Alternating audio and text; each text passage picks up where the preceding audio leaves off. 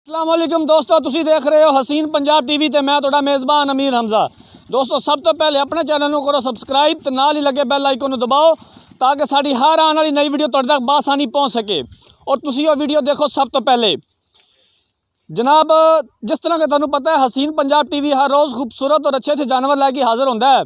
रोज़ाना की तरह अज असीं एक पहलन झोटी लैके हाज़र होए हैं। पहला सुबह सूई है। कैमरामैन तुहानू मझ दिखांदा है, उस तो बाद सारियां गल्लां करने मालक दे नाल की कहंदे ने इस मझ दे बारे। बल्ला मत्था, चिट्टी अख है, किंगरी वाला सिंग लग्या होया है और पूरे दे वजूद की झोटी है, थोड़े जे पट्ठे खाण वाली। और अज तुहानू ये भी दसांगे जनाब कि असीं कित्थे खड़े हैं इस टाइम, इस जगह का की नाम है। कैमरामैन साहब तुसीं तसल्ली दे नाल मझ दिखाओ। सोहना थन लग्या, पूरियां विरलां ते सोहणियां विरलां ने थनां दे विच। बाकी हर चीज़ कैमरे की नज़र है।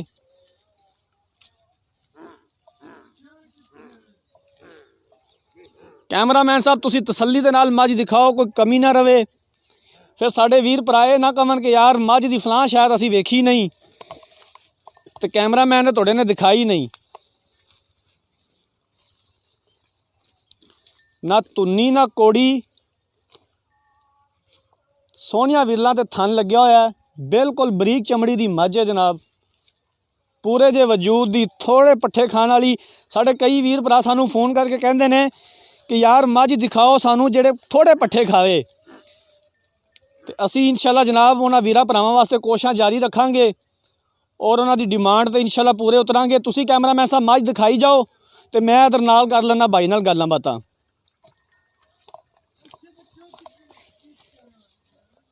आ जनाब पिछे कट्टा है, नाड़वा भी हल तक नाल ही लटक रहा है। तो तुसी भाईजान उरा आ जाओ, छड़ दो कट्टे नूं, किरे नहीं भजदा। जे मझ नहीं किरे जाती तो कट्टा भी किरे नहीं जाता।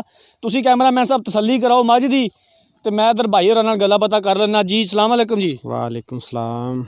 की हाल है भाईजान? अल्लाह दी खैर भाई, तुस सुनाओ।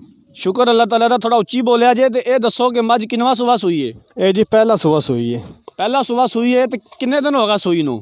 आज तीसरा दिन सूई नूं है। किन्ना तो चोरा जे बच्चे नूं छड्ड के?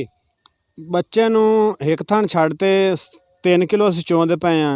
टोटल मैं को 8 किलो दुध दे। ते बच्चे नूं छड्ड के ते तुसीं आंदे पे जे भी 6 किलो? हाँ जी 6 किलो दोवां टाइमां दा। हाले तक तीसरा दिन है सूई नूं? हाँ जी तीसरा दिन सूई नूं।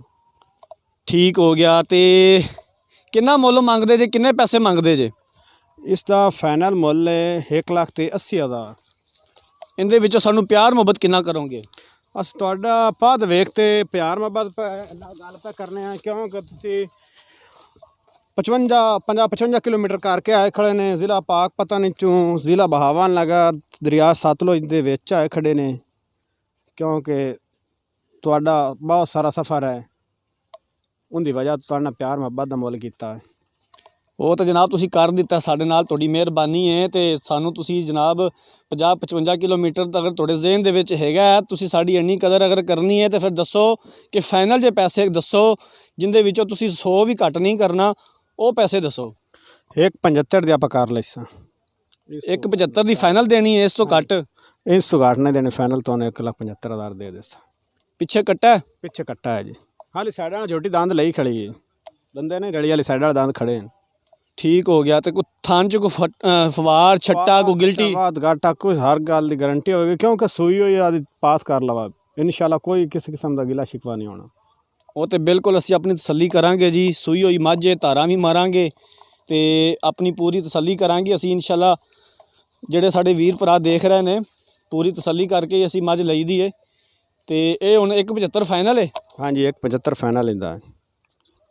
ठीक हो गया। तुसी इस टाइम कह रहे हो कि 8 किलो दुध दे पूरी थले? पूरी थले 8 किलो दुध दे। तो बच्चे नूं अगर छड्ड के तुसी 2 थान अगाड़ी छड्ड दे जे तो फिर 6 किलो है? 6 किलो फिर है। ठीक हो गया। लो जनाब मझ तुसी देख ली है तो मालक दीयां गल्लां भी सुन लईयां ने।